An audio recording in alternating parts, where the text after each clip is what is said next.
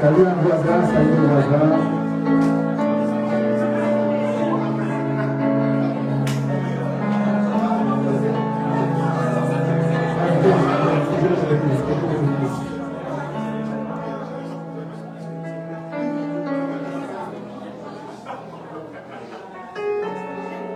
Amen. Voilà, est-ce qu'on peut s'asseoir? Le temps est déjà passé, est-ce qu'on peut s'asseoir?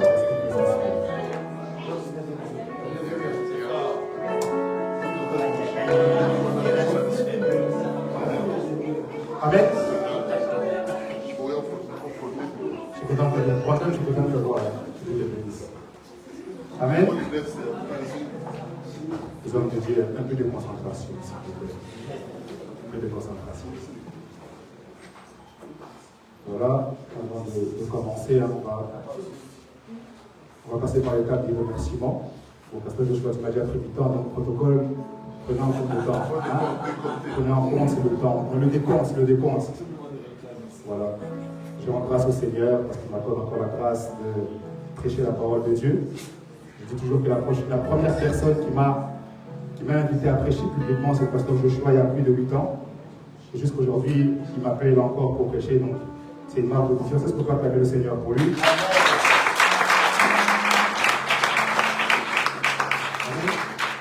Je dis aussi, Papa Ali, je bénis toutes les personnes qui sont ici à la Barrois, votre église merveilleuse. Amen. Amen. Avant de commencer, j'aimerais dire, bon, c'est le 8e jour, hein, c'est ça? Moi, je passe le 8e jour. Normalement, le 7e, c'est le jour de la perfection. On ne dit plus rien après le 8e. Alors, le 8e, c'est le jour de la circoncision. Il y aura un saut, le saut de l'esprit. On a eu 7 jours magnifiques. Amen. Amen. Et j'aimerais dire à un membre de la Graffoi que saisis la grâce qui est passée par là. Amen. Les hommes de Dieu qui sont passés là, vraiment, ils sont grands. Amen. Et ce n'est pas toutes les églises, toutes les assemblées qui peuvent rassembler les hommes de Dieu pendant 10 jours comme cela. Amen. Il y a une grâce particulière, c'est votre saison. Amen. On n'aime pas dire, oh, l'esprit m'a dit, oh, non, c'est votre saison. Amen. Amen. Amen. Bon, évidemment, je ne vais pas présenter encore ma femme. C'est la magnifique femme qui a chanté la scène de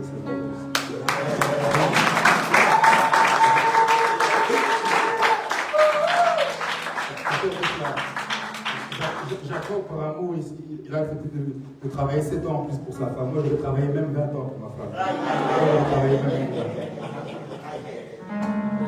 Un homme qui cherche son mari ou rien du tout. Hein. C'est pas... Bon. On va commencer parce qu'on m'a déjà pris le temps. Protocole, le temps.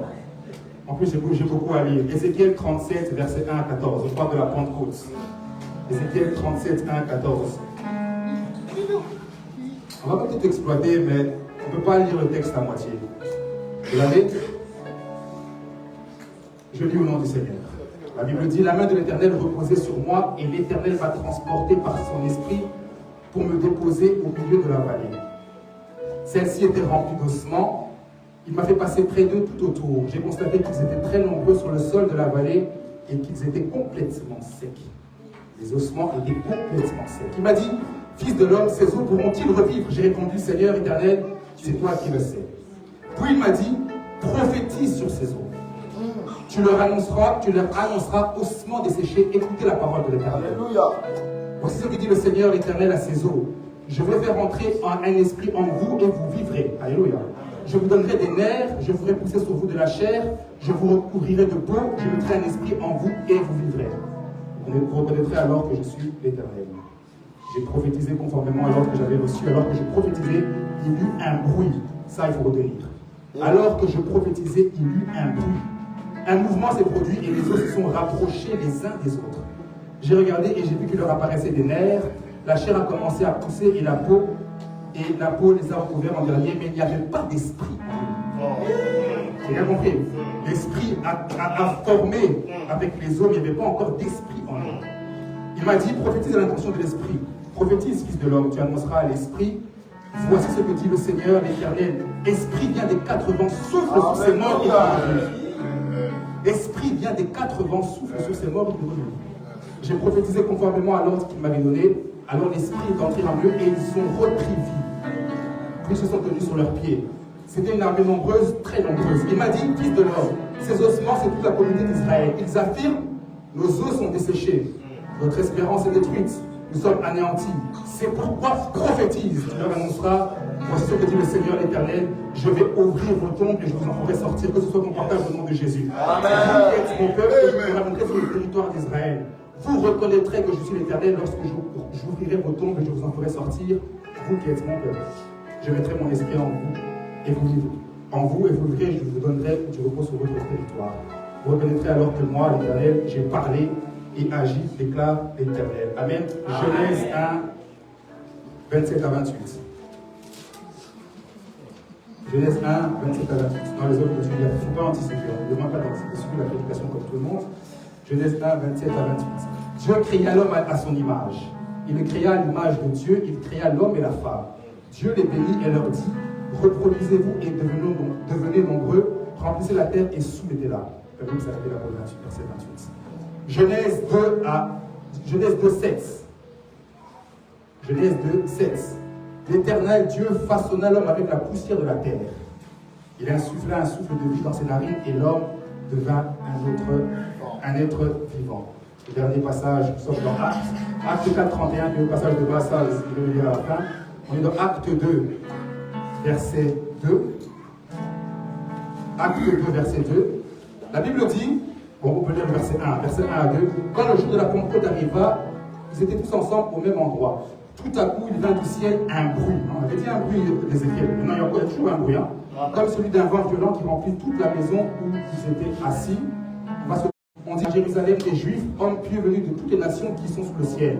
À ce bruit, ils accoururent en foule. Ils furent stupéfaits parce que chacun les entendait parler dans sa propre langue.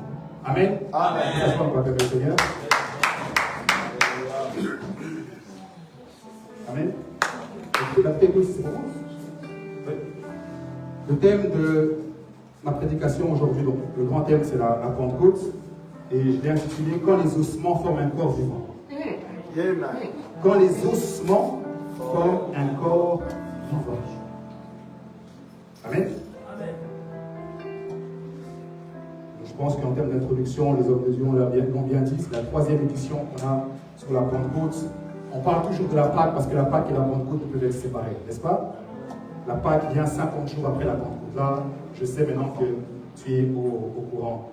Et pour l'introduction, je vais utiliser la même méthode que j'avais utilisée l'année passée en disant que on ne peut pas moissonner à la Pentecôte si on n'a pas traversé la Pâque.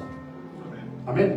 On ne peut pas parce que la Pâque, c'est mangé la première fois en Égypte, mais la Pentecôte, la moisson ne s'est jamais faite en Égypte.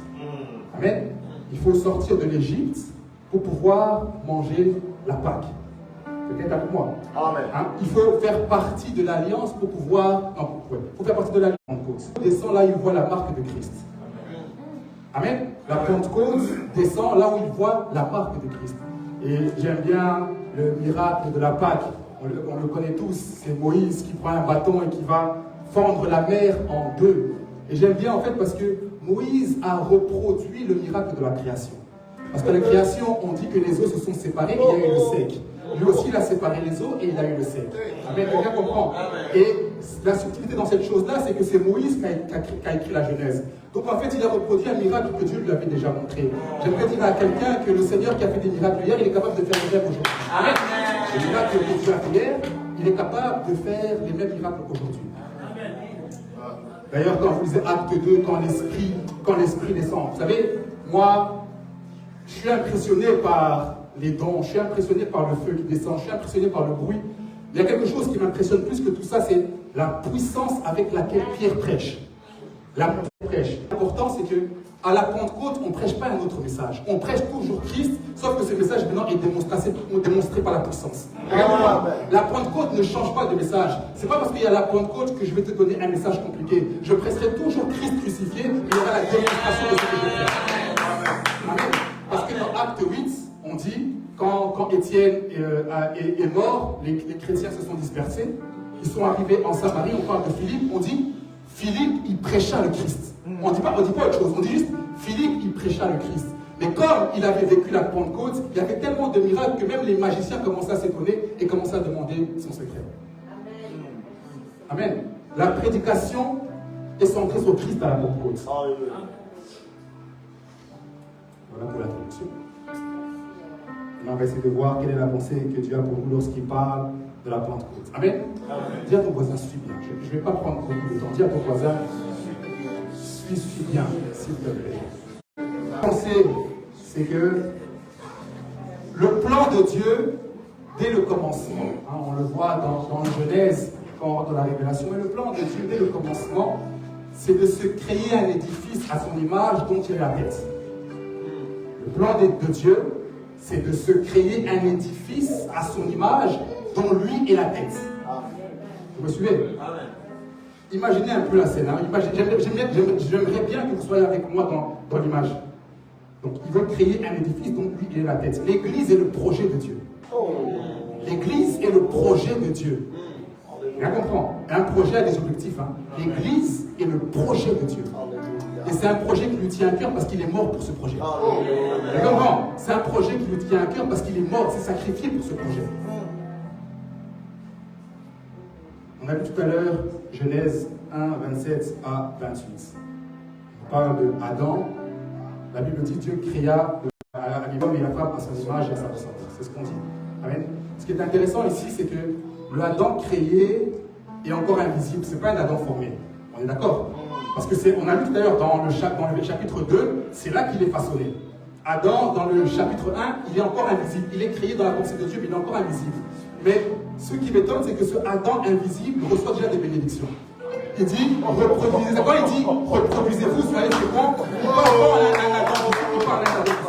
Je vais dire à quelqu'un, tu es béni, mais ta bénédiction ne dépend pas du fait que elle est tangible et que tu puisses l'avoir dans ta vie. La bénédiction, en fait, c'est une parole de Dieu, même si elle est invisible, qui t'accompagne et qui va être féconde.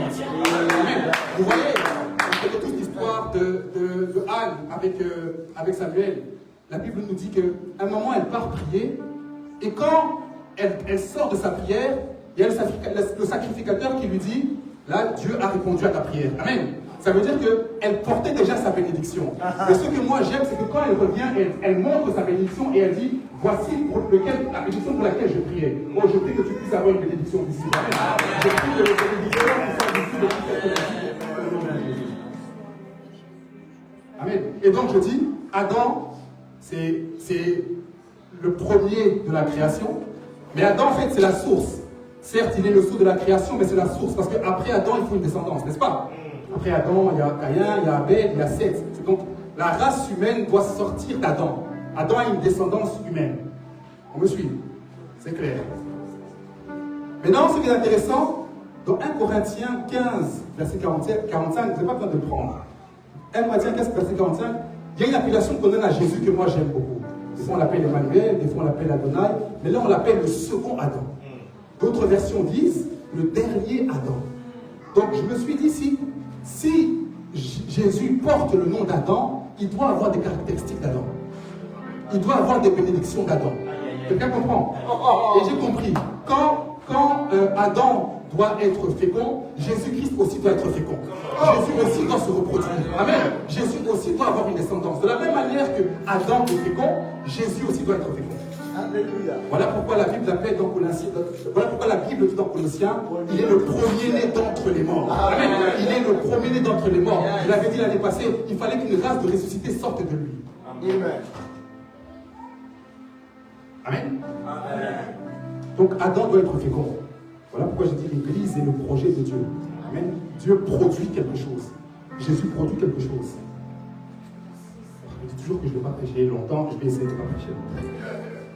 Mais la deuxième pensée, c'est que Jésus ne veut pas seulement des personnes à son image de manière individuelle, il veut un corps. Il a dit que créons l'homme à notre image, mais il ne veut pas des images individuelles. Son objectif est de se créer un corps. Et vous savez, le corps ne peut pas avoir une autre nature que la tête. Amen. Si la tête est sainte, le corps est saint. Amen. Parce que si la tête et le corps n'ont pas la même nature, il y a dysfonctionnement. Amen. Parce que ceux qui dirigent un corps, c'est la tête. Quand la tête n'arrive plus, quand le corps n'arrive plus à suivre la tête, on dit que la personne est en situation de handicap. Amen. Mais Jésus ne veut pas un corps handicapé. Non. Alléluia. Un corps bien fait, bien bâti. Amen. Le corps ne peut pas avoir une autre nature que la tête. Et ça m'a aussi fait réfléchir sur le fait qu'en tant qu'Église, nous dépendons les uns des autres. Hein. La Bible dit, vous êtes membres les uns des autres. Vous savez, j'allais dire les hommes de Dieu, mais en fait c'est pour toute l'Église. Il faut avoir des attentions particulières avec les membres les plus faibles de l'Église. Amen. Parce que les membres les plus faibles de l'Église sont précieux devant Dieu. Quelqu'un comprend? Amen. De toute façon, il n'y a pas de membre qui n'est pas important devant Dieu. Tous les membres sont importants devant Dieu. Vous savez, tout le monde a déjà expérimenté ça. C'est bizarre, hein? Je peux avoir mal juste à la main. J'ai l'impression que c'est tout mon corps qui prend. Quelqu'un comprend? Des fois, tu as même mal, peut-être même au petit doigt, mais tu n'arrives plus à bouger alors que le reste des membres n'ont pas de problème. Il y a un voisin, on doit se supporter. Bon, c'est vrai qu'il y a des personnes qui sont un peu difficiles, mais il faut se supporter. Parce que si on ne se supporte pas, le corps ne pourra pas être complet. Amen. Il n'y a pas de membres moins importants que les autres. Amen. Et dans Matthieu 18, 12, il y a, on le connaît, la Bible dit, il parle d'un homme qui a 100 brebis et dit, s'il y a une brebis qui s'égare, il est obligé d'aller la chercher, de laisser les autres. Et j'ai compris par là, Dieu ne veut pas un corps incomplet. Hein? Dieu ne veut pas un corps incomplet. Il dit, il faut que l'évangile soit annoncé jusqu'aux extrémités de la terre, après quoi viendra le Seigneur. Quand le corps sera complet, le Seigneur reviendra. Amen. Quand le corps sera complet, le Seigneur va revenir. Amen. Christ ne veut pas un corps incomplet. Voilà pourquoi quand on est venu donner les détails de la mort de Lazare, on lui a dit Lazare est décomposé. Ça ne l'a pas inquiété en fait. Parce qu'il lui a simplement dit un seul mot, Lazare est revenu tout entier.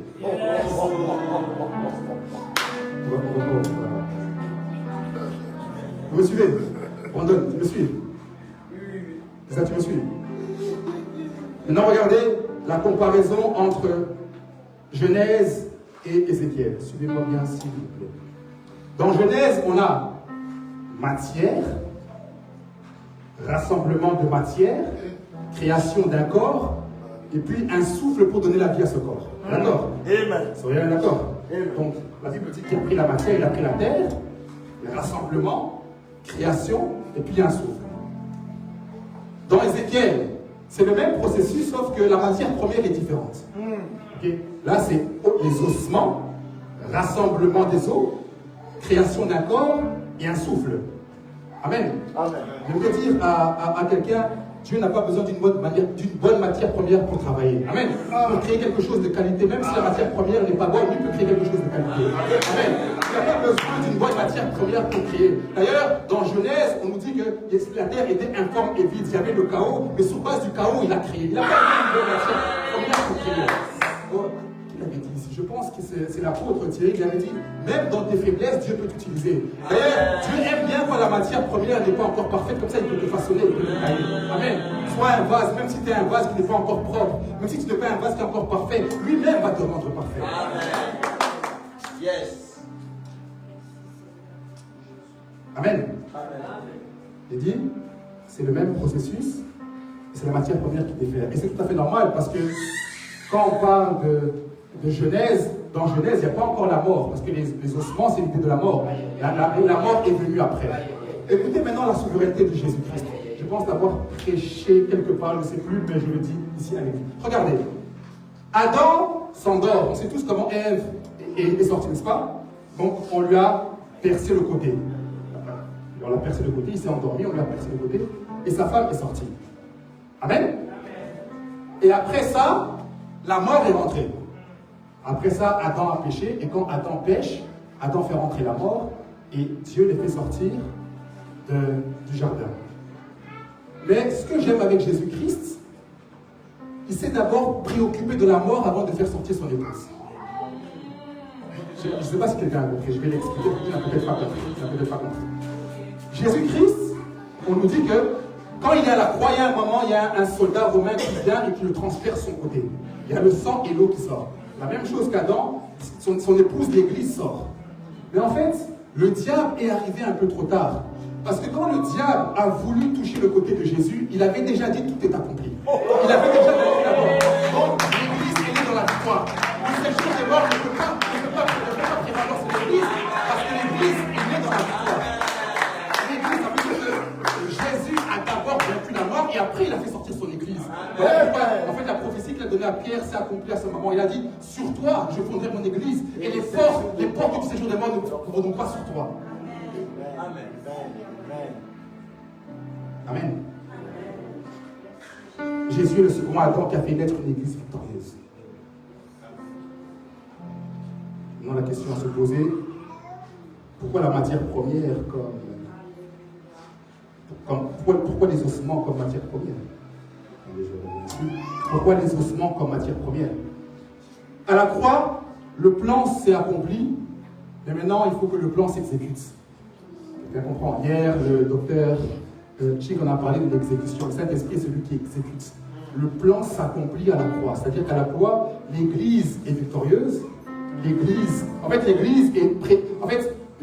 l'Église n'est pas vraiment née à l'Église. Elle a été manifestée à la croix. Mais la Bible, quand il parle de nous, Jésus, quand il parle de nous, il dit, nous avions été prédestinés avant la fondation du monde. Amen. L'Église était dans le plan de Dieu avant la fondation du monde. Et à la croix, il y a l'accomplissement. Mais il faut que les ossements qui sont loin viennent pour former l'Église. Je vais expliquer pour que tu comprennes bien.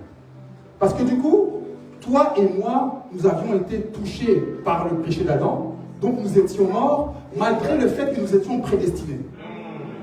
Quelqu'un comprend? J'étais prédestiné, mais à un moment, j'étais mort. Vous savez, quand l'apôtre Paul parle aux églises, il dit, vous qui étiez morts à vos péchés. Et j'ai compris que pour Dieu, là où il ne voit pas la marque de Christ, il voit la mort. Si tu n'es pas en Christ, c'est le moment. Vous savez, si t'es pas... Là, nous on est encore tolérants, nous en fait, on doit encore gagner les âmes. Mais Dieu, là où il ne voit pas la marque de Christ, c'est ça qui s'est passé en Égypte. En Égypte, il n'y a pas eu de négociation. Il n'y avait pas de négociation. Il passait devant les portes. Là où il voyait les marques de l'agneau, là, il ne faisait rien. Mais là où il ne voyait pas les marques, il frappait. Amen. Ah, mais toi, tu es un enfant de Dieu. Amen. Amen. Donc, Christ porte l'église, mais il faut rassembler les ossements desséchés pour former cette église. Vous voyez, c'est comme si quelqu'un à la porte, à la clé d'une prison, il y a des prisonniers dedans. Le fait d'avoir la clé fait que le plan est accompli. Je peux libérer. Mais le fait que le plan s'accomplisse ne veut pas encore dire que tu es libre. Je dois maintenant te libérer. Tu comprends? Amen. La première pensée que j'avais donnée, c'était que le plan de Dieu, dès le commencement, il créait un édifice à son image. La deuxième pensée, c'est que Dieu a utilisé le bruit de la Pentecôte pour attirer les ossements desséchés. Tu comprends? Dieu a utilisé le bruit de la Pentecôte pour attirer les ossements desséchés. Reprenons Ézéchiel 37, au verset 7. La Bible dit, j'ai prophétisé conformément à l'ordre que j'avais reçu. Alors que je prophétisais, il y a eu un bruit. Un mouvement s'est produit et les eaux se sont rapprochées les uns des autres. On dit qu'il y a eu une prophétie, il y a eu un bruit, mais il n'y a pas seulement eu un bruit, il y a eu un bruit qui s'est fait suivre d'un mouvement. Il y a eu un bruit qui s'est fait suivre d'un mouvement, parce que Dieu n'est pas dans tous les bruits. Amen. Tous les bruits ne créent pas des mouvements, en fait. Dieu n'est pas dans tous les bruits. Il y a des bruits que Dieu ne connaît pas. Amen. Il dit qu'après ce bruit-là, il y a eu un mouvement et les ossements se sont rapprochés. On est d'accord? J'aimerais dire à quelqu'un, la Pentecôte fait du bruit. Amen. La Pentecôte fait du bruit. En fait, les nations vont être attirées quand la Pentecôte fera du bruit. Amen. On a besoin du bruit qui va commencer le mouvement des nations. Écoutez le témoignage. Les hommes de Dieu sont au courant de ça. Vous voyez la dame qui est ici, là. Lève la main. Lève la main. Je ne vais pas te demander de te lever, tu ne vas pas parler. Vous voyez la dame qui est là. Je l'ai invitée il y a 2 jours à l'église. Écoutez bien. Il y a 2 jours, je ne la connaissais pas, ni d'Adam, ni d'Ève. Vous me suivez? Je vais expliquer pourquoi elle est là. Vous l'avez vu hier, n'est-ce pas? Ceux qui étaient là, vous l'avez vu hier. Je vais expliquer. Il y a 2 jours, c'était Pasteur MJ qui prêchait. Après la prédication, vous savez, nous, les hommes de Dieu, on aime bien. En fait, on ne peut pas ne pas parler de ce qu'on a reçu. C'est plus fort que nous. Amen. Le feu nous dévore, en fait. Ça nous dévore. On doit parler, on se charrie aussi pour ceux qui prêchent le jour d'après. On parlait, on était devant l'église, juste ici devant. Après, je ne sais même pas pourquoi, je ne sais pas si vous vous rappelez les hommes de Dieu, il y avait Docteur Jackie, Docteur Chick, l'apôtre, le pasteur Alisha et pasteur MJ, on était nous 5. On ne sait pas pourquoi, on a avancé et en fait on s'est retrouvé au coin de la rue. Vous voyez, il y a comme un café là. Et on s'est retrouvé en face. Et on a continué à parler, on ne sait pas pourquoi. Là j'ai compris, l'esprit est comme un vent, on ne connaît pas sa direction. L'esprit est comme un vent. L'esprit est comme un vent. Donc, pendant que nous on est là encore en train de parler, Jésus, à un moment, le pasteur Adisha et moi, on devait aller vers la droite, on devait passer devant le café, et les 3 autres allaient de l'autre côté. Elle vient vers moi, je ne lui ai pas prêché, elle vient vers moi, elle me demande est-ce qu'il y a une église évangélique ici? Moi je dis oui, juste ici, là-bas, au coin. Elle dit parce que depuis tout à l'heure, je vous entends parler de Jésus, et mon esprit est captivé par ce que vous dites. Je ne l'ai pas prêché, elle est venue vers moi. Vous savez, je me suis senti vraiment comme des apôtres. Voilà, ils sont venus vers moi, ils m'ont dit que devant nous faire.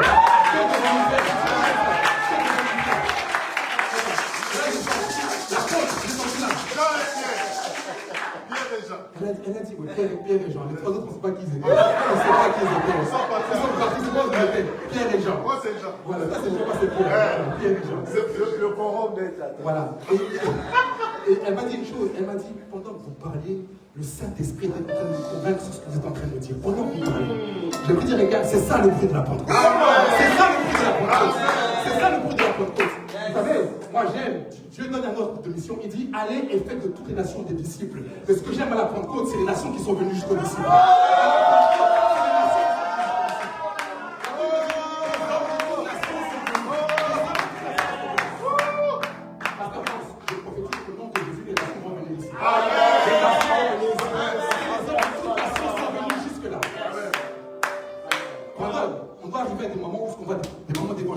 C'est plus nous qui prêchons.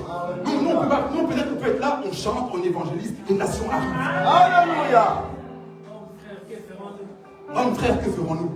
Est-ce qu'on est fatigué de commencer à discuter sur l'évangile et les gens ne croient pas? Non, il faut des démonstrations comme ça. Il faut des démonstrations comme ça. Amen. Amen. Vous savez, le bruit, c'est comme un signe que les nations suivent. Amen. Le bruit, c'est comme un signe que les nations suivent. Non, on doit avoir des signes qui vont attirer les nations. Parce que dans la Bible, on nous parle de rois mages. Ils ont vu une étoile. Ils se sont dit, ça c'est un signe. Là-bas, il y a une lumière. Et les nations ont suivi la lumière et sont arrivées jusqu'à Christ. Pasteur David, que Dieu vous bénisse. Amen. Je disais donc, non. Église, on a besoin du bruit de la Pentecôte. Amen. On n'a pas besoin du bruit où les gens tombent, se relèvent, on est juste entre nous. Non, on a besoin d'un bruit qui attire les foules. Pasteur Joshua, l'édition 2020, ici c'est comme une chambre haute. Amen. Et quand il y a eu le bruit de la Pentecôte, le bruit n'est pas resté dans la chambre, il est sorti. C'est-à-dire que 2027, on doit sortir et on doit aller à un endroit plus grand où on peut attirer les gens. La prière est qu'à la même année, l'année prochaine, que vous ayez votre salle. Amen. Je pensais qu'il y a un membre de la foi qui dit Amen.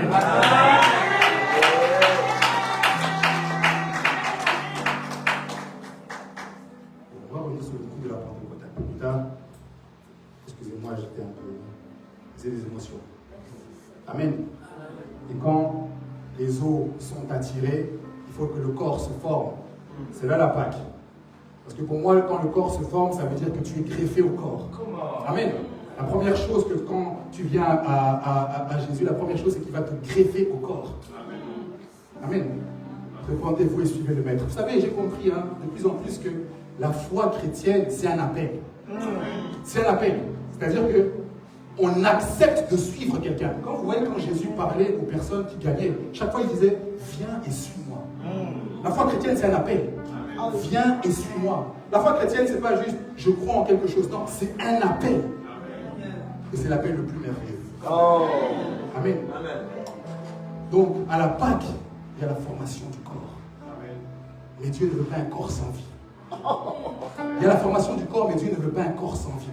Vous savez, aujourd'hui, on parle beaucoup plus de la Pâque que de la Pentecôte. La Pentecôte, parfois, ça me paraît un peu flou. C'est parce qu'en fait, aujourd'hui, on sépare tellement le baptême d'eau et le baptême de l'esprit. Et moi, j'ai l'impression que quand je lis Actes à Pasteur, j'ai l'impression que c'était deux expériences qui devaient se vivre l'un après l'autre. C'était le passage de l'année passée, Acte 19. L'apôtre Paul arrive à un endroit, il voit des disciples qui se sont fait baptiser. Et puis il leur pose la question, avez-vous reçu le Saint-Esprit lorsque vous avez cru? La question, en fait, sous-entend qu'un chrétien qui reçoit Christ doit être rempli du Saint-Esprit. Amen. Il sous-entend ça par la question qu'il est en train de poser.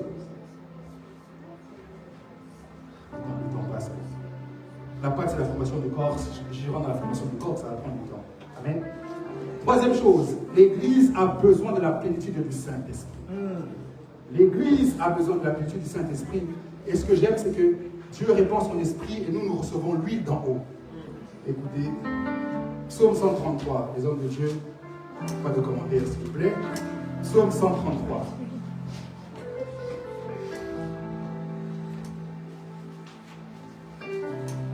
Il est doux et agréable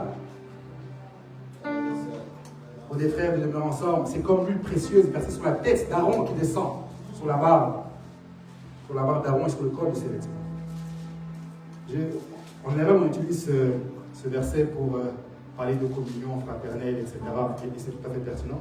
Mais là, on va aller un peu sous l'angle de la révélation. Amen. En fait, quand il dit il est doux et agréable pour des frères de demeurer ensemble, il est en train de parler de son corps. Il est doux et agréable que le corps de Christ soit ensemble parce qu'il va être formé. Et regardez ce qu'on dit. On dit que l'huile vient de la tête.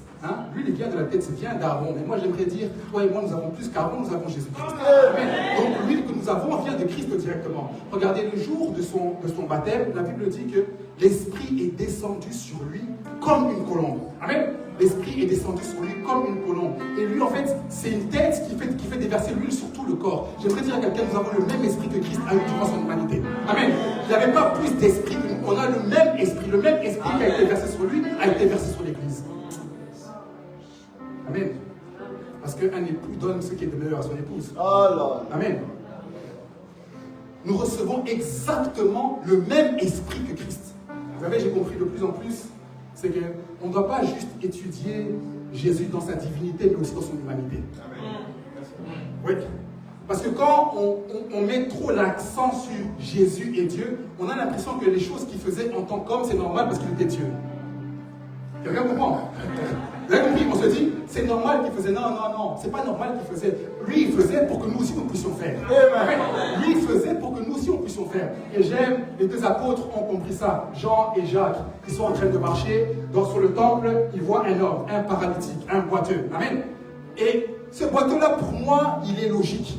Ce boiteux-là, il est logique parce que, en fait, son vrai besoin, c'est de marcher. Quelqu'un me suit? Parce que s'il marche, il pourrait être indépendant, il pourrait avoir de l'argent. Et lui, comme il était boiteux, ne marchait pas, ne travaillait pas, n'avait pas d'argent, il était mendiant. Mais en fait, son vrai besoin n'était pas la dimension de l'homme.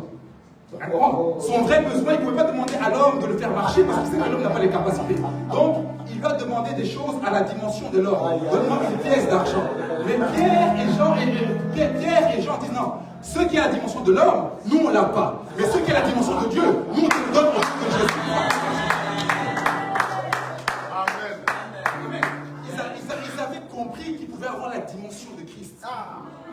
Voilà pourquoi les disciples pouvaient même reproduire le miracle de la femme à la perte de sang. Elle a touché le pan de Jésus, elle a été guérie. Dans Acte 5, on nous dit que Pierre marchait. On mettait les paralytiques, les boiteux, juste son ombre. Ah, je me dis, attends, Jésus, pour guérir, on a dû le toucher, mais Pierre, c'était son ombre. Mais je me rappelle que Jésus, avant de partir, a dit, vous ferez des miracles plus grands que moi.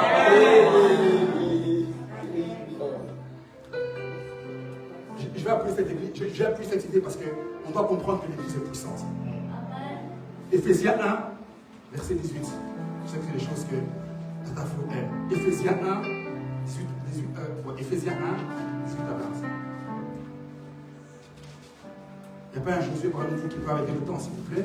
Il n'y a pas un Josué qui va arrêter le temps.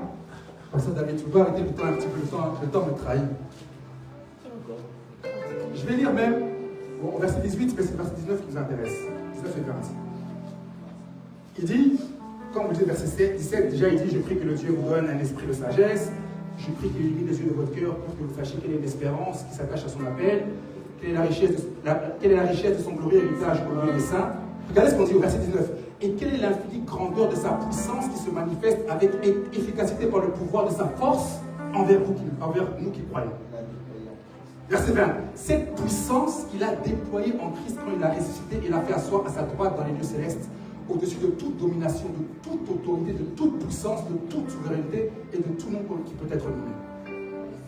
Écoutez, qu'est-ce que ce verset nous dit? Ce verset nous dit, quand Christ meurt, la Bible dit qu'il s'est fait pécher. Je ne sais pas si des fois on se rend compte de ce que c'est se faire pécher. Vous voyez, des fois, il y a des combats que tu peux avoir, enfin même des délivrances que tu peux avoir. Tu te dis, il y a plusieurs esprits, je sens qu'il y a un combat. Mais lui, maintenant, il est animé par tous les mauvais esprits de toute l'humanité. On dit qu'il s'est fait pécher, il est devenu péché. Ça veut dire que tous les sorciers, il a tout porté sur lui. Amen. Et pour se libérer de cette charge, de cette puissance-là, il fallait que Dieu déploie sa toute puissance. Amen. Donc la résurrection, c'est le déploiement de la toute puissance de Dieu. On est d'accord? Je pense que le docteur Chib l'a aussi dit. La résurrection, c'est le déploiement de la toute-puissance de Dieu. Mais regardez ce que la Bible nous dit. La Bible nous dit que cette puissance agit envers nous. En vérité, j'ai été dans le sens original, on dit c'est une puissance qui atteint le croyant et qui agit sur lui. Ça veut dire que la puissance de la résurrection est disponible pour le croyant. Amen. La puissance de la résurrection est disponible pour le croyant. Amen. Bon, quand on dit qu'un chrétien est fort, moi j'aime bien dire qu'un chrétien a accès à une force, parce qu'en lui-même il n'est pas fort. Hein, Jésus dira, sans moi vous ne pouvez rien faire. Hein. Moi j'aime dire qu'il n'y a pas de chrétien super fort, il n'y a pas de grand homme de Dieu, il n'y a que des hommes de Dieu qui sont petits, qui ont un grand Dieu. Amen. Il n'y a pas d'homme de Dieu, il n'y a aucun homme de Dieu qui est grand. Aucun homme de Dieu qui est grand, parce que s'il enlève sa main, tu vas voir combien il est petit. Hein. Amen. C'est Jésus le super-héros. Amen. Quand le Saint-Esprit vient à un endroit où Jésus n'est plus le super-héros, il s'éteint. Hein? Voilà, la Bible dit n'éteignez pas l'esprit. Ça veut dire que quand Jésus n'est plus le super-héros de l'histoire, lui il s'éteint. Et c'est pourquoi, c'est la raison pour laquelle on a beaucoup d'alliés de Balaam. L'alliance de Balaam, c'est celui qui a les dons spirituels mais qui n'est pas dans l'alliance. Vous savez, Dieu a un côté mystique. Hein? Il a utilisé un animal pour voir et pour parler. Amen. Donc, le fait de manifester les dons ne veut pas toujours dire que tu es avec Dieu. Mais notre faiblesse doit nous pousser dans cette réserve de puissance. Amen. C'est une chose que j'ai remarqué, c'est que les disciples n'ont pas été appelés chrétiens du vivant de Christ, ils ont été appelés chrétiens après la Pentecôte. C'est dans Acte 11 on les a appelés chrétiens pour la première fois. Mais je me dis, pourquoi on les a appelés chrétiens pour la première fois à Acte 11 alors que dans tous les évangiles, ils étaient avec Jésus? Regarde comment. Ils étaient avec Jésus, mais là, on ne les a pas appelés chrétiens. Mais sans Jésus, on les a appelés chrétiens. Parce qu'en fait, quand il y avait Jésus, ils étaient des dépendants de Jésus. Ils étaient des suiveurs de Jésus. Mais quand à la Pentecôte, Christ est venu habiter en nous. Parce qu'à la Pentecôte, l'apôtre Paul peut dire, si je vis, c'est plus moi qui vis, c'est Christ qui vit au-dedans de moi. Amen. La Pentecôte a créé des nouveaux Christ. La Pentecôte a créé des personnes à l'image, à la nature de Jésus-Christ. Vous savez, il y a une référence, je ne l'ai pas, mais en tout cas, on dit que nous sommes devenus participants à la nature divine. Je ne sais pas si on comprend ce que ça veut dire. Nous sommes devenus participants à la nature divine. La foi chrétienne, ce n'est pas juste nous croyons en un Dieu qui est grand et nous sommes loin. Non, non, non, non. La foi chrétienne, c'est nous croyons en un Dieu qui nous sauve, qui nous lave, après qui nous dit approche-toi, viens, j'ai un plan, tu dois former le corps. Hein? Nous sommes participants à la même nature. Je me dis, Seigneur, quelle grâce qu'un pécheur comme moi puisse participer à ta nature. Quelle grâce qu'un pécheur comme moi, qu'un faible comme moi puisse participer à ta nature. Amen.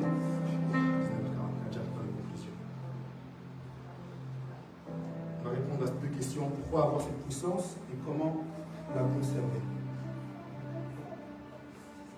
Une parenthèse importante, c'est que le but du Saint-Esprit a toujours été de glorifier Christ et de révéler la gloire de Dieu. Amen. Amen. Vous savez, quand vous lisez Actes des Apôtres, à chaque fois que l'Esprit descendait, la Bible dit, il prophétisait et il racontait des merveilles de Dieu.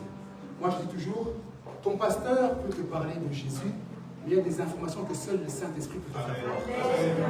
C'est vrai. Ton pasteur peut t'expliquer la croix, il peut t'expliquer la résurrection, mais il y a des choses que seul l'Esprit peut te révéler. Quel est mon point? Un homme rempli de l'Esprit voit Christ dans sa lumière. C'est comme si l'Esprit nous donne une autre lumière par rapport à Dieu. Écoutez, Acte 5, verset 6. Une vision de l'Esprit qui m'interpelle et qui m'intrigue. Acte 5, verset 6.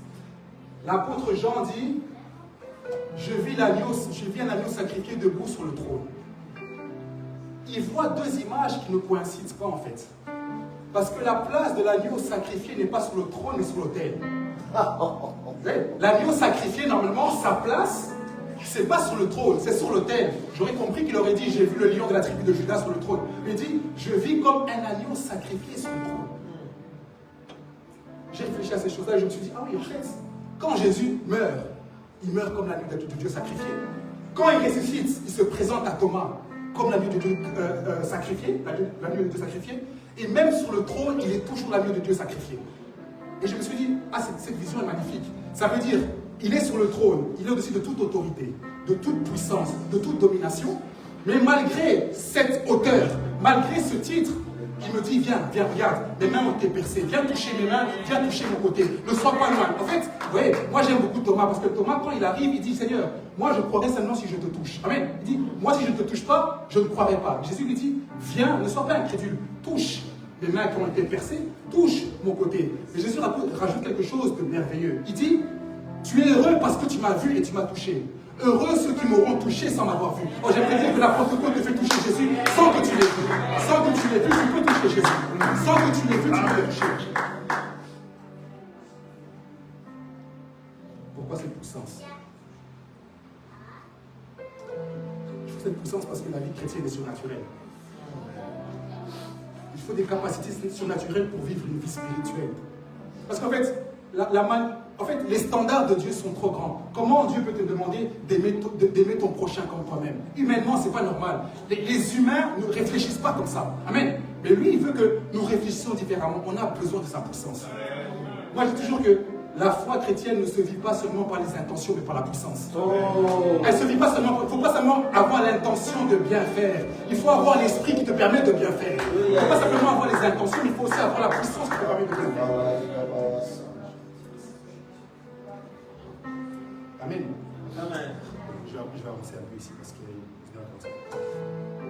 on a besoin de la Pentecôte pour la mission et pour le ministère. Vous savez, je dis, la génération IA ne va pas se convertir avec le statut Jésus t'aime. La génération IA, les hommes vont de plus en plus loin dans leur maîtrise de ce monde. Et au plus il y a une avancée technologique, au plus les hommes vont être indépendants de Dieu. Amen. La génération IA, ce n'est pas avec des Jésus t'aime. La génération IA, c'est avec des démonstrations de puissance. Amen. La génération IA, à un moment, il faudra la gagner. Quand il est malade, tu le touches, il est guéri. Là, il va se convertir. pour la mission et le ministère. On a besoin. Moi, je languis après les miracles. Je me dis, où sont passés les miracles de la Bible? J'ai envie de voir les miracles de la Bible. Parce que les miracles de la Bible attestent de la résurrection. On a besoin de voir les miracles. Il a dit, voici les signes qui accompagneront ceux qui ont cru. Où sont les signes aujourd'hui? On a besoin des signes. On a besoin des signes. J'aspire à une église où les dons spirituels reviennent. Mais les dons spirituels qui glorifient Jésus. Parce que les dons spirituels, il y a toujours un danger derrière. Mais nous, on veut des dons spirituels authentiques. Amen. Pour la mission, on a besoin du revêtement de l'esprit. Les jeunes de la Graffoire, tout à l'heure, j'ai parlé et je vous ai dit que les nations vont gagner, les nations vont être gagnées, mais vous avez besoin d'être revêtus de la puissance du Saint-Esprit. Vous avez besoin d'être revêtus de la puissance du Saint-Esprit. Vous savez, la Pentecôte a deux effets. Il y a l'effet sur ta propre vie et il y a l'effet sur la mission que tu as. C'est-à-dire que la Pentecôte sur toi te change, te transforme, te façonne à l'image de Dieu. Mais la Pentecôte devient aussi une arme pour la mission. La Pentecôte devient une arme pour la mission. Vous savez quand on dit allez et faites de toutes les nations des disciples, c'est pas seulement pour le docteur Jackie, c'est pas simplement pour l'évangéliste JD, c'est aussi pour vous. Chacun d'entre nous doit aller faire des nations des disciples. Parce que dans la Bible, Jésus a parlé avec une femme samaritaine, elle est partie faire des disciples là où elle est repartie. Amen. C'était pas un apôtre. Elle est partie, elle a rencontré le Messie, elle est partie parler là dans sa contrée. Et quand ils sont revenus, ils ont dit, on avait entendu parler, mais maintenant on a vu tu es véritablement le Messie. On a besoin des dons, on a besoin des dons.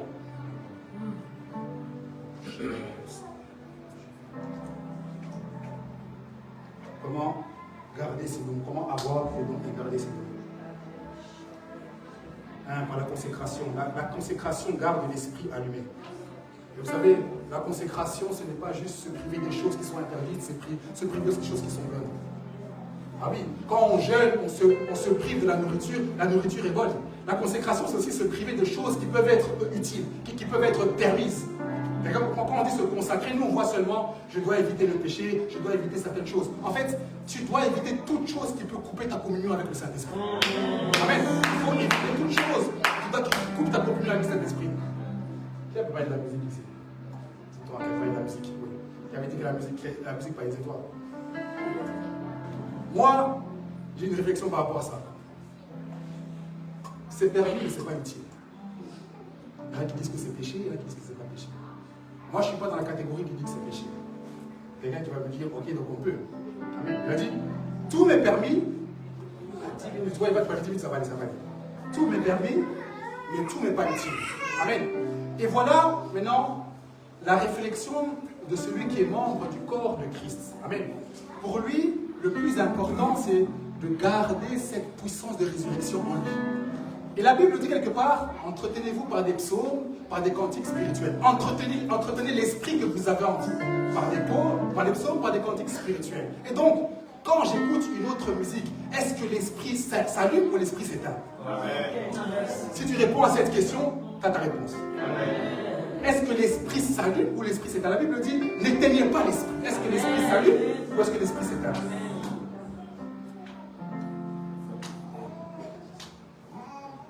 J'ai dit la consécration garde l'esprit allumé. Il y a beaucoup de choses à dire. La prière aussi garde l'esprit allumé. Amen. Amen. Oh yes. Et là, on va dans notre fameux passage. C'est là que je chute. Acte 4. Verset 31. Vous savez, Église, il faut augmenter le niveau spirituel de nos prières. Vous allez comprendre? Nous devons augmenter le niveau spirituel de nos prières. Vous savez, on doit arrêter de faire des prières qui sont juste à la dimension de la terre. On doit commencer à faire des prières qui sont à la dimension céleste. Amen. Les prières de la dimension de la terre ne sont pas mauvaises. Demander le pain, ce n'est pas mauvais. Demander l'argent, ce n'est pas mauvais. La Bible dit, quand vous avez des besoins, présentez vos besoins. Mais il faut qu'on apprenne aussi à faire des prières qui regardent les choses d'en haut. Moi, je dis toujours que pour que Dieu agisse, il doit aussi trouver ses intérêts dans nos prières. Pour que Dieu agisse, il doit aussi trouver des intérêts dans nos prières. Donc il doit trouver son intérêt dans nos prières. Vous savez, nous sommes dans une alliance, on a tous les deux des obligations, mais on a aussi des privilèges. Regardez, on connaît tous ce passage. Psaume 23, verset 5. Regardez ce qu'il dit. Je peux même lui dire le texte. Il dit, il dresse une table en face de mes adversaires. Hein? Il induit ma coupe et ma coupe déborde. Il dit ça. Ce que j'aime, c'est que dans Acte 4, quand on regarde la prière, il dit, vois leurs menaces. Il dit ça dans Acte 4, il dit, vois leurs menaces. Et dans le psaume, j'aime bien parce qu'on dit qu'il est en face des adversaires. Donc, il est aussi en face de la menace. Et il dit, il induit, c'est l'image du Saint-Esprit. Mais avant que l'huile puisse couler, on dit qu'il est à la table avec le Maître. Amen. Il est à la table avec le Maître. Et moi, j'aime dire, quand tu es dans la présence de Dieu, quand tu es à la table du Maître, je ne parle pas de la Sainte Seine, quand tu vas prier, quand tu es à la table du Maître, toi, tu manges des repas, mais quel repas présentes-tu à Dieu? Quelqu'un comprend? Toi, tu manges la bénédiction. Toi, tu manges le travail, l'argent, le mariage. Et il faut manger. Quelqu'un me dit amen. Il faut manger. Mais qu'est-ce que Dieu lui mange? Qu'est-ce que Dieu lui mange? Ah, parce que Dieu aussi, c'est quelqu'un qui aime bien savourer. Hein. Vous savez ça? Dans Genèse 8, verset 1, Genèse 8, verset 21, c'est Noé. Noé, après avoir obéi à la voix de Dieu, on dit qu'il a offert un holocauste. Et si vous lisez dans 8 secondes, verset 21, on dit Dieu sentit une odeur agréable. À la table de Dieu, il faut lui faire sentir une odeur agréable. Amen. À la table de Dieu, en fait, Dieu aussi a des besoins. Dieu veut aussi sentir quelque chose d'agréable pour qu'il puisse agir. Vous savez, pour que Isaac bénisse son fils, il faut qu'Isaac mange. Amen. Hein? Pour que Isaac relâche la bénédiction sur Jacob, il faut d'abord que Isaac puisse manger un repas. Amen. Et moi j'aime ici parce que quand vous lisez la prière, vous allez même au verset 23, moi je me dis si j'étais à leur place, j'allais dire Seigneur, vois leurs menaces, envoie le feu, envoie je ne sais pas quoi. Non, ils ne disent pas ça. Eux ils disent vois leurs menaces, mais au milieu de la menace, permet qu'on puisse prêcher l'évangile. Amen. Au milieu de leurs menaces, permet qu'on puisse prêcher l'évangile. Vous savez, quand quelqu'un s'occupe de la gloire de Dieu plus que tout, il fait descendre sa gloire. Amen. Quand quelqu'un s'occupe de la gloire de Dieu plus que tout, il fait descendre sa gloire. Si tu veux voir la gloire de Dieu, commence à prier pour que les âmes soient converties. Tu verras que tu verras la gloire de Dieu. Amen. Dieu, là où Dieu voit son intérêt, là où Dieu voit que les hommes chérissent sa gloire, c'est là qu'il relâche sa gloire.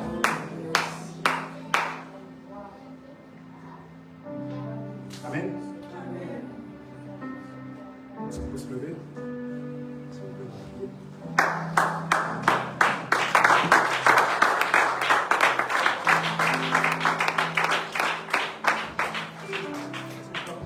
Je peux voir les chantres.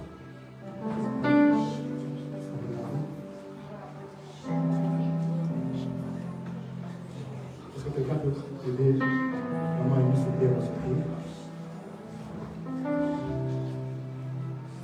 Pasteur Josh, j'ai dans mon esprit, c'est comme si le Saint-Esprit va descendre par l'adoration. Le Saint-Esprit va descendre par l'adoration. Écoutez, là j'ai prêché pendant, je ne sais pas, 40, 50 minutes, mais là j'ai plus rien à te donner. Il faut que tu regardes Jésus. On n'a plus rien, j'ai plus rien à te donner. Si tu me regardes pendant ce temps de prière, tu ne vas rien recevoir. Moi, j'ai rien à te donner. Vous savez, quelque part, la Bible dit qu'il y a un esprit, mais il y a diversité dedans. Il y a beaucoup d'opérations. Ça veut dire que le Saint-Esprit aujourd'hui va descendre, mais il ne fera pas la même chose pour tout le monde.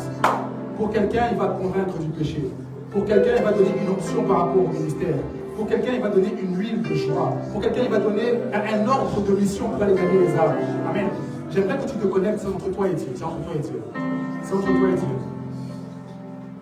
Les gens, je vous laisse vous appeler. Mais c'est entre toi et Dieu, c'est entre toi et Dieu. C'est pas ton voisin, c'est entre toi et Dieu.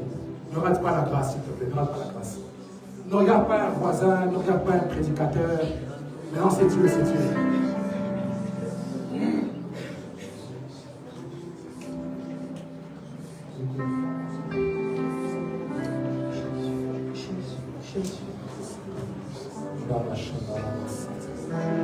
Et si tu ne sais pas quoi demander, dis simplement à Dieu, aujourd'hui touche-moi, touche-moi, c'est assez, c'est assez, c'est assez. Le ciel est ouvert, touche-moi, c'est assez, juste touche-moi, c'est assez, c'est assez. C'est assez, c'est assez. Oh, s'il te plaît, ne sors pas de ce moment sans que Dieu t'ait touché. Ne sors pas de ce moment sans que Dieu t'ait touché, sans que Dieu t'ait touché. Il faut un point de contact avec Dieu aujourd'hui.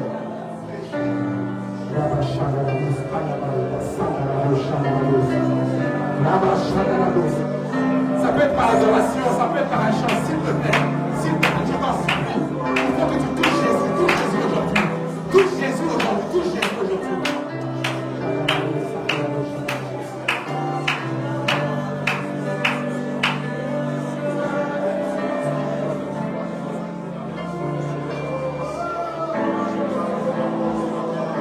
Si le Seigneur nous ouvrait les yeux et on voit ce qui s'est passé à ce moment.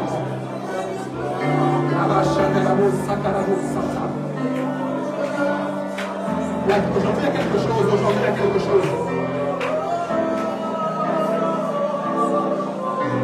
Aujourd'hui, il y a quelque chose. Aujourd'hui, il y a quelque chose.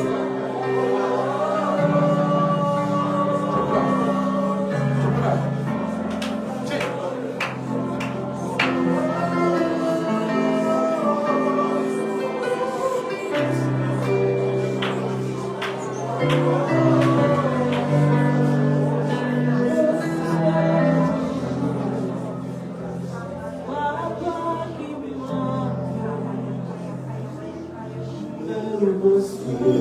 Alléluia. Alléluia. Le chantier, le ciel est ouvert, c'est une réalité aujourd'hui. Le ciel est ouvert aujourd'hui, le ciel est ouvert aujourd'hui. Le ciel est ouvert aujourd'hui, le ciel est ouvert aujourd'hui. Il y a une part pour tout le monde. Il y a une part pour tout le monde. Il y a une part pour tout le monde. Il y a une part pour tout le monde. Il y a une part pour tout le monde.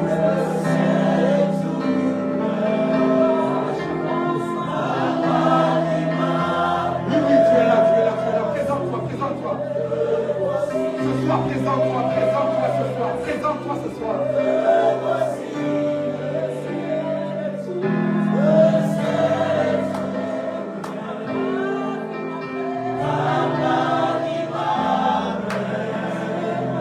Ce soir, présente-toi.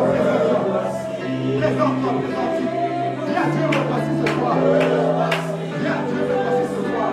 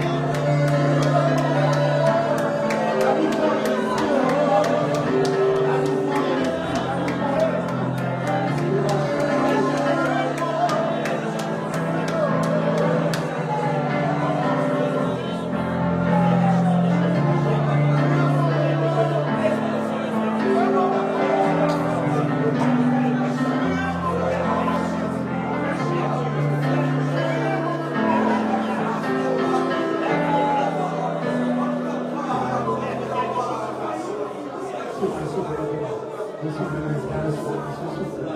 Reçois le souffle de l'esprit, reçois. Reçois le souffle de l'esprit, reçois.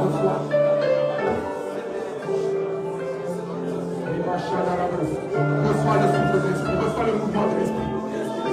Reçois.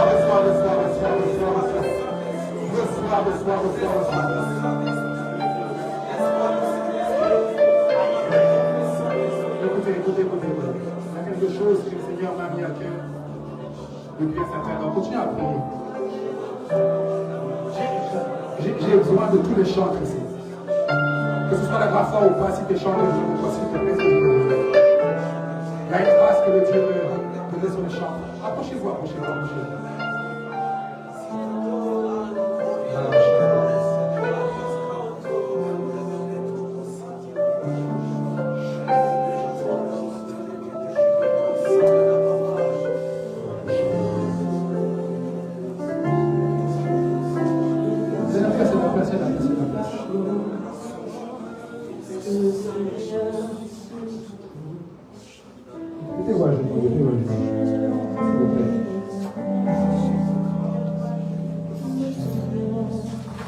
Adorez le Seigneur. Il y a une grâce pour vous. Il y a une grâce pour vous.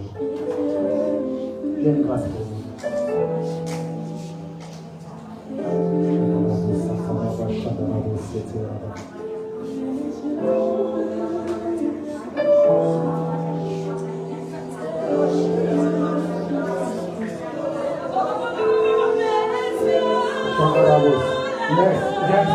ce chant.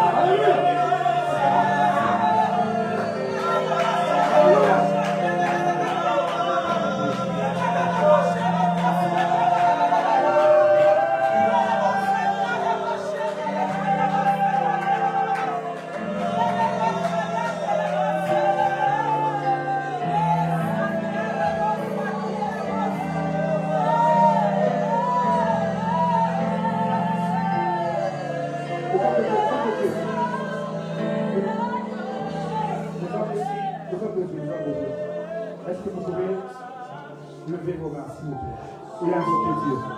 C'est ce que j'ai à cœur. Les hommes de Dieu, est-ce que vous pouvez lever les mains? Parce qu'il y a une forte gloire qui doit descendre sur les chambres. La Bible nous montre que, la Bible nous montre que quand il fallait aller en Israël de aller en guerre, ceux qu'on mettait devant, c'était les chants. Ils ont besoin d'une onction particulière. Ça fait plusieurs jours que j'ai ça. Est-ce que vous pouvez invoquer votre Dieu? Il faut qu'un droit de gloire soit relâché. Gardez vos mains levées, s'il vous plaît. Gardez les mains levées. Oui, j'avais besoin qu'on garde les mains levées. Alléluia. Alléluia. Alléluia, alléluia, alléluia. Il y a la grâce qui va descendre. Il y a la grâce qui va descendre. Il y a la grâce qui va descendre. Il y a la grâce qui va descendre. Alléluia. Il y a une grâce qui va descendre. Il y a une grâce qui va descendre.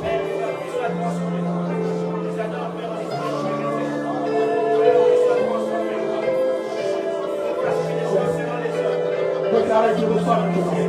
Tu reçois.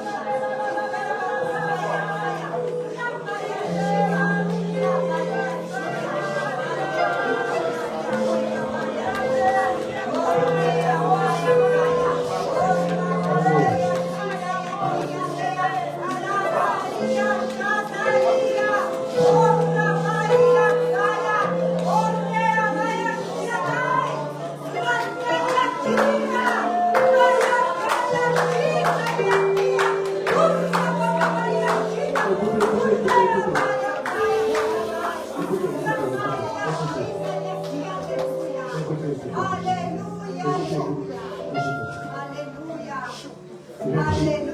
Cette église, elle est bénie. Alléluia. Cette église, elle sera accompagnée par ses promesses et miracles. Alléluia. Alléluia. Alléluia.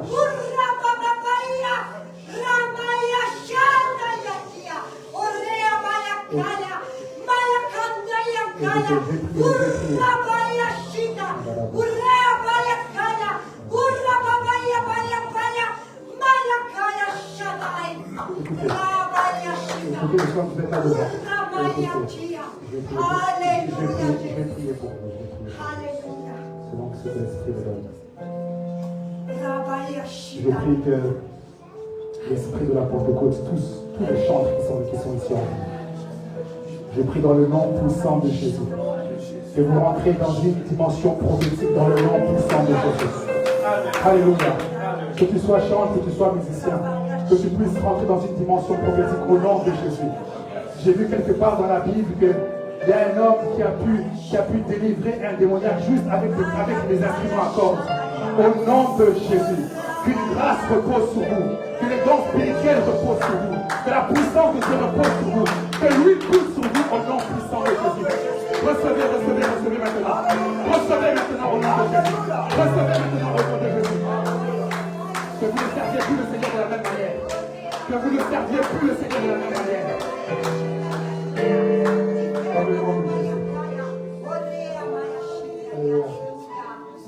Amen, amen. Est-ce qu'on peut parler avec le Seigneur? Amen, amen.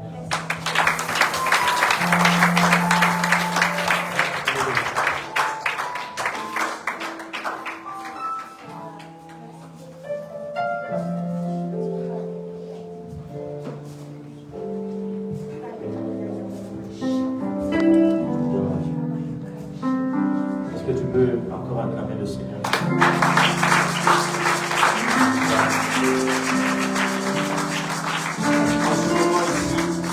Le service a déjà été fait, nous avons besoin de faire rien d'autre, juste remercier Dieu. J'aimerais que tu fasses des remerciements.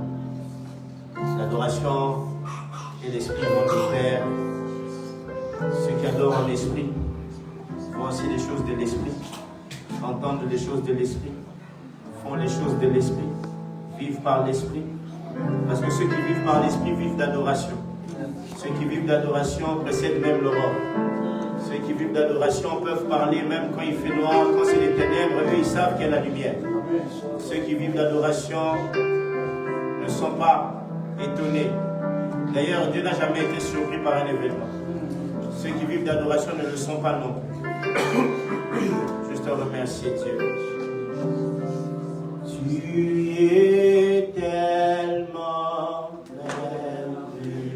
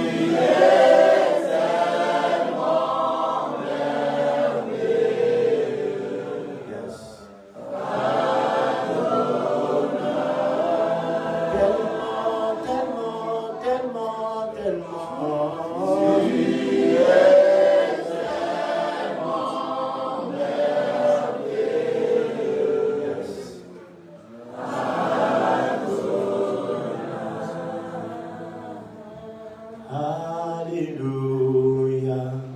Alléluia.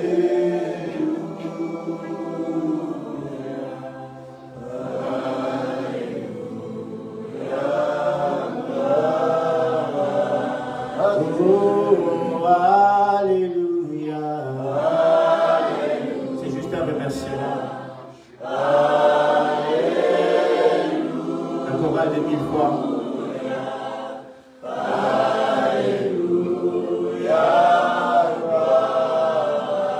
Oh Jésus, nous t'adorons.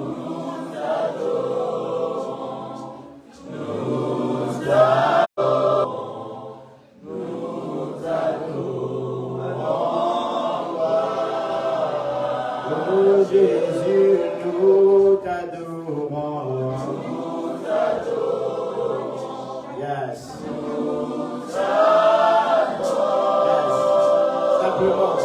Simplement.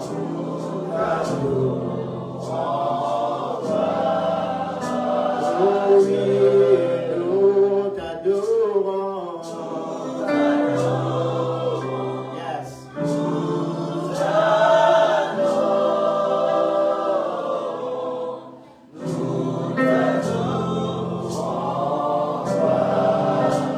C'est vrai, oui, nous t'acclamons.